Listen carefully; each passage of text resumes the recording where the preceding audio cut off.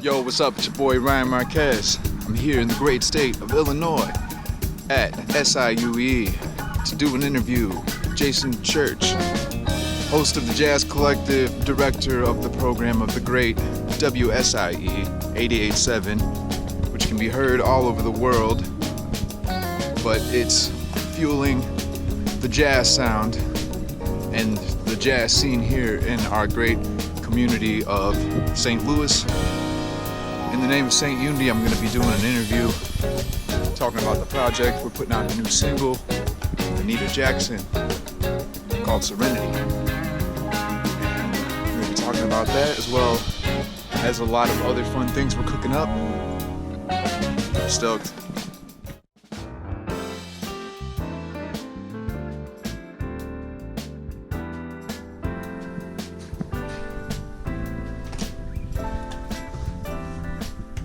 What's up, Jason? Dude, just living the dream, man. Excited to be here. How are you? Wow, that's super hip. Gabe Bonfili, man. A master painter for sure. I told you that when I was a kid, I think that I always wanted to be a radio DJ. Hell yeah. You want anyway. Yeah. I'm in.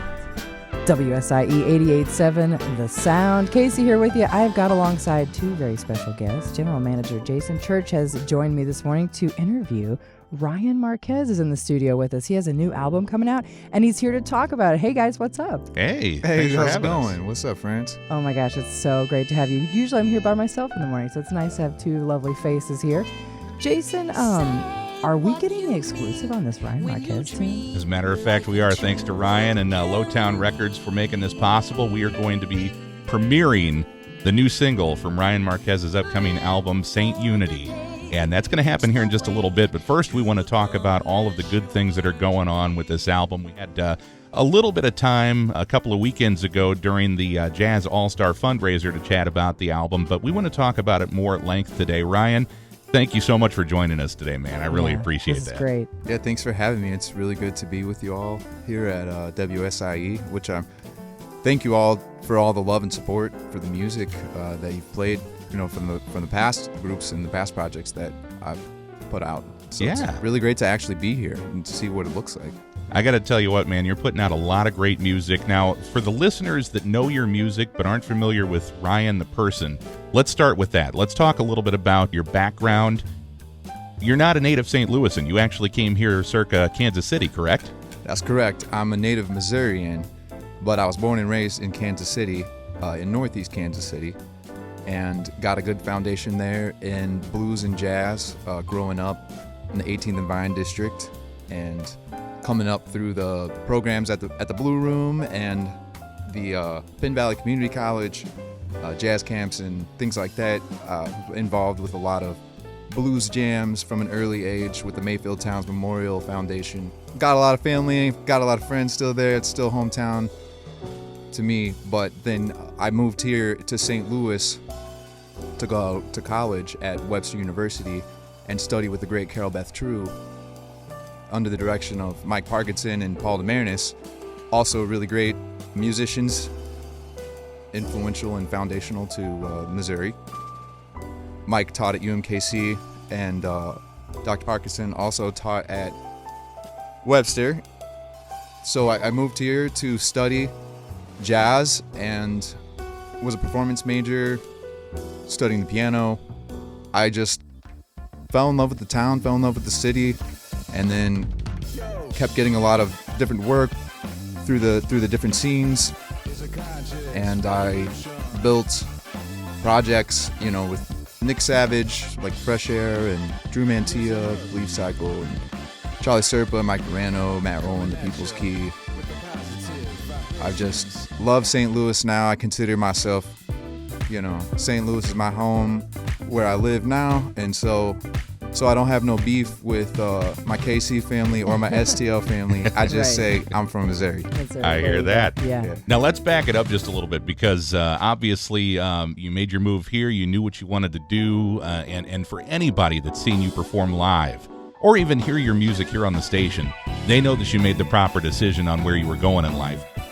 But let's back it up a bit. Correct. Aside from Kansas City and St. Louis being like the blues and jazz places, Yes. Unless you're in New Orleans, there's no place jazzier. That's so true, man. Missouri is it. We're the fertile We're the fertile jazziest. ground. That's you know, right. between the two biggest rivers, and Yep. you know. But Absolutely. what drew you into jazz as opposed to any other musical format? I mean, people can say from an early age, I wanted to play an instrument and that's what I want to do with my life. But what drew you into jazz? Oh, wow. Well, really, I think the expressiveness of it and the idea that it's conversational and dynamic. And I always was drawn to the musicians who have the ability to be really charismatic with their voice through their instruments. And I just kind of got addicted to that feeling of happiness that you hear in a lot of jazz. Like jazz to me just makes you feel good, like especially like the toe tapping stuff, you know, Oh, yeah. like yeah. the swinging hard, like super hard tipping, swinging stuff, like, you know, Oscar Peterson or Art Blakey and Horace Silver, Thelonious Monk. I really started like at blues, and then I moved from the blues. It's like a natural progression, right? From the blues to the jazz. But with jazz, it's such a narrative and such a conversation and such a evolution of sound. It's like you're a part of this fraternity or you're a part of this club, you know, and you learn to speak the language, and then you learn antidotes, and it's all nonverbal, you know. It's Right. it's nonverbal communication at its finest. And that to me, saying something without saying nothing is everything to me, Right. you know. So I think that's really what drew me into jazz at first on a subconscious level, but then once you start learning about the history and about the different characters, I was instantly magnetized to people like Miles Davis, obviously, John Coltrane.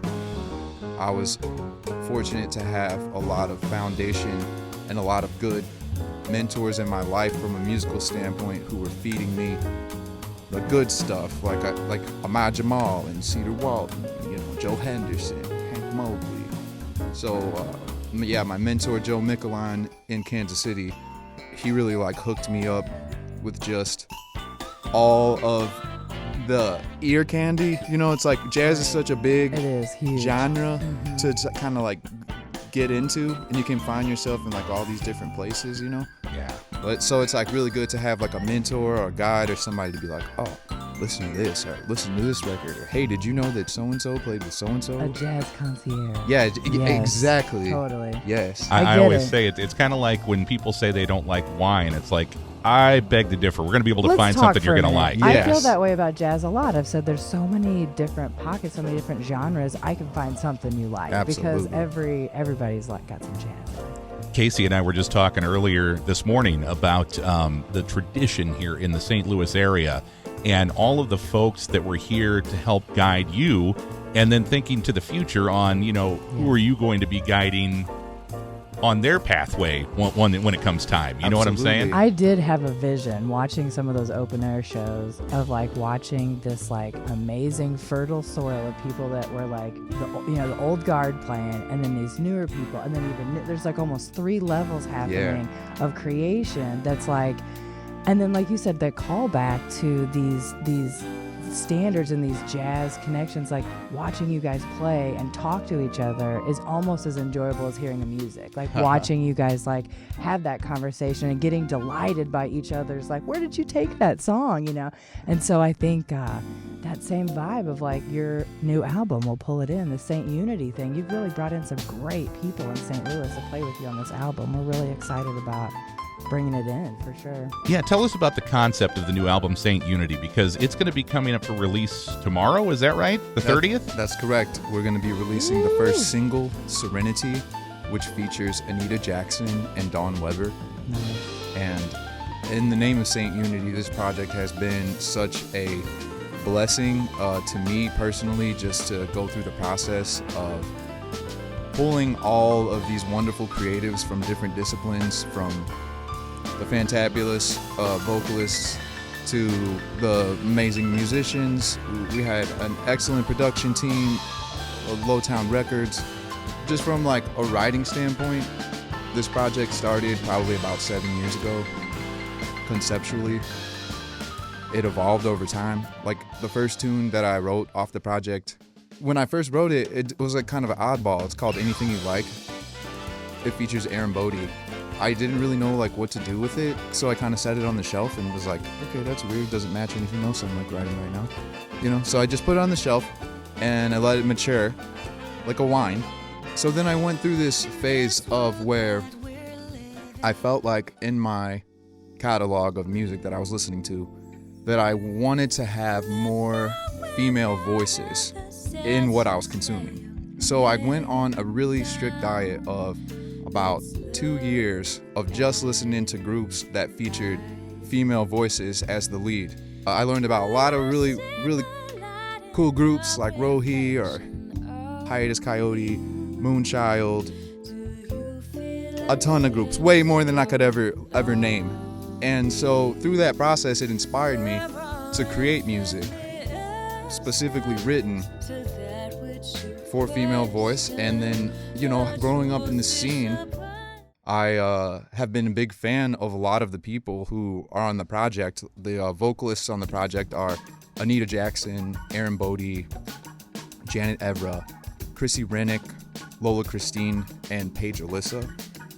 And it was really cool process to just, as I grew more to this idea of, okay, I want to do this project, I wanted to feature all female voices, I wanted to feature like my family or community of St. Louis musicians, you know, the people I've been in the trenches with and, you know, been on all these different types of events or types of gigs, or sometimes playing in their band, or sometimes they're playing in my band, or sometimes we're doing like a small club trio thing. Sometimes we're like on a huge stage with like a 15-piece band. And community and the camaraderie that we've created, it's about 16 years for me here. So, you know, pushing 2 decades worth of time invested in this community, and just wanting to express that clearly and cohesively in kind of one presentation. So we were able to get Carl Napa signed on as producer, and Carl is like the man, like, yeah, straight up, like he's a legendary producer and engineer. He worked at this place called the Hit Factory, which is called the Hit Factory for a reason. It's a studio that used to be in New York, and he's got production credits and engineering credits with everybody from the likes of Michael Jackson to Michael Bolton to Brian McKnight to Mariah Carey.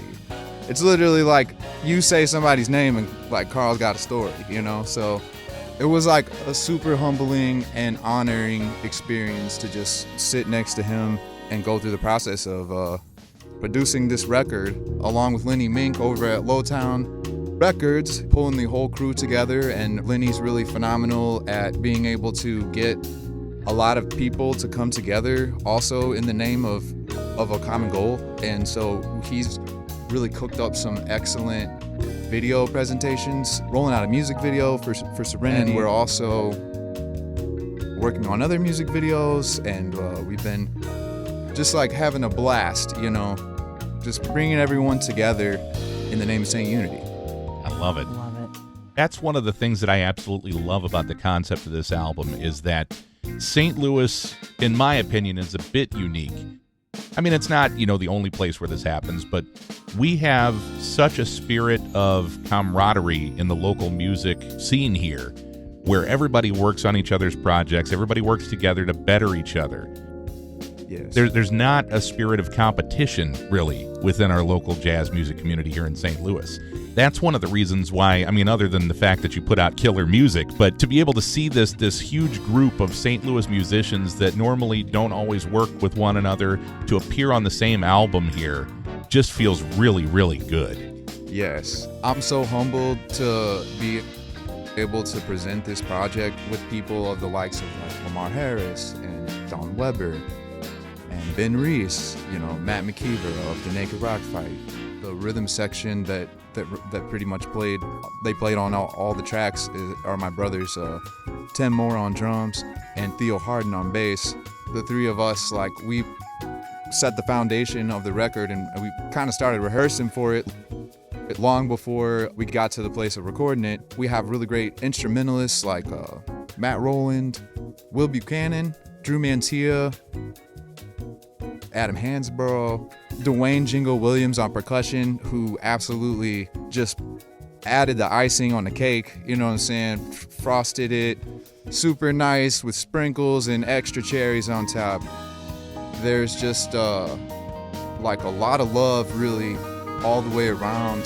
Kendrick Smith made a great solo appearance on When You Love Somebody, which features Chrissy Rennick. The great Scooter Brown, who's one of my favorite charismatic saxophone players and vocalist too. I really love his voice and the stuff that he's been putting out.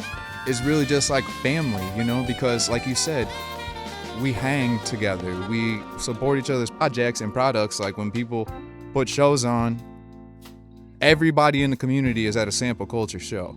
You know what I'm saying? Because we want to get our fix, because we're hungry for that good music too. So like we're always chasing it around, trying to find that energy. And whether it's like a We Are Root Mod show or a Anita Jackson show or, a Love Jones show or just like so many great bands in this town.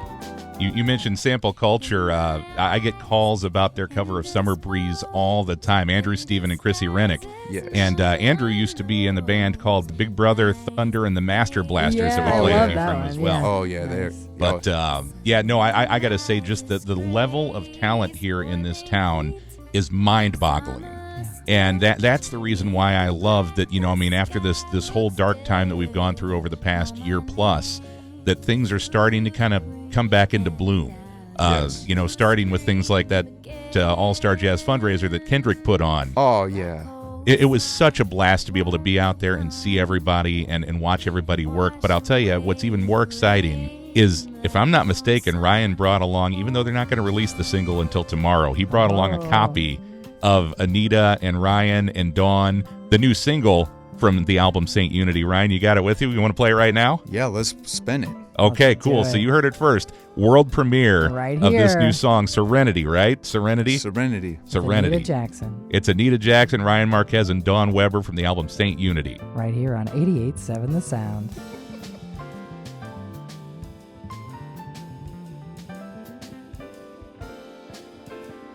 Wow. All right. You heard it here first on 88.7 The Sound. That was Serenity. Ryan Marquez, Anita Jackson, and Don Weber right here on the station where the music matters, especially St. Unity, St. Louis. All right. What do you think, Ryan? That was it. Did you feel people hearing it for the first time? Did you feel the vibe? Yeah, it's really nice to feel heard, For sure. We really appreciate all the work you do and all the ways you bring people together. I definitely see that in the shows for sure. Oh, without a doubt. I don't know if I can tell people this, but I've kind of heard a few of the tracks on the album. I had a little bit of a preview of it, and I got to say that the whole thing is just unreal. I can't wait to be able to play the rest of them on here for you. That was a great track with Yes. Anita there on the vocals. Anita's great. Anita is And so Dawn special, Weber. and Dawn too. She's great. Yeah. You guys have a great chemistry too. Other than this particular project, I want to make sure that we let our listeners know you've got a lot of irons in the fire, and you kind of mentioned a few of them before, but we're talking the People's Key, we're talking Fresh Air, we're talking your own trio, we're talking your solo material. What else do you have out there in the ether? Yeah, I've got another project out there called The Belief Cycle Yes. with my brother Drew Mantia, and it's like a pop kind of electronic dance music vibe. So think like kind of housey beats with like groovy keys, like, funky bass lines, like sizzling drums, and just kind of like fun party vibes with messages that make you feel good, kind of lift you up. That's our mantra in the Belief Cycle, is like the feel good music. Drew actually, his studio is called Feel Good Music Recordings. Really, that's the mantra kind of our whole collective, is just like let's make music that makes people feel good. You can feel good on such a spectrum of emotions, you know? You need different songs and different sounds for different purposes in your life. Even if it's like a song, like a dancey song, maybe something from like the Belief Cycle, or something soulful and funky from maybe like Fresh Air, or, you know, the People's Key. We do organ jazz styled arrangements of popular covers. We just try to pick songs that we love, that we know people will love, or we'll pick a theme. And we did like Jazz Side of the Moon one year, and we did the whole Sgt. Pepper's and Abbey Road records one year, and a tribute to Hendrix one year. And we have records out on all the streaming platforms, iTunes, Apple Music, Spotify, all that good stuff. Fresh Air, that's the first project that I put together along with Nick Savage like 15 years ago or so now, I guess. And we put out 4 records. We were actually in the process of working on a brand new record as well. This guy never stops. I know, right? Ever. And he does art. Yeah. And I was going to say, you know, he paints with sound and he also paints with paint. Right. Yeah. Right. Yeah, I love painting. It's a newfound kind of like love for me. I found it really intensely in the last like few years, but I've been having a blast in this season working with the very prolific Anna Couture, who is the lead vocalist in this really groovy band called Two Cities, One World. Yes. And along with her husband, and Jared Couture. And, you know, they're like lights out, like also right up there with Sample Culture. To me is one of my favorite groups in town. But Anna and I have been making pour art paintings. And so we actually got a show coming up at Kung Fu Music School on May 22nd. Getting back to the music that you make, we were talking about the covers. One thing that I really love about your taste in music is we can go anywhere from some of my favorites like the Spiral Staircase, I Love You More Today Than Yesterday, or Stormy by the Classics 4, all the way up to Interstellar. We play Interstellar from Incubus that you covered. Oh, yeah. Yeah. Yeah. I love those trio records. I actually secretly, on the super lowdown, just inked another one with Ben Wheeler and Tim Moore couple weeks ago, but that's on some secret stuff. You heard it here first. Yeah, it's a tiny little secret. I'm always in motion. Your life is your canvas, and every move that you make is a brush stroke.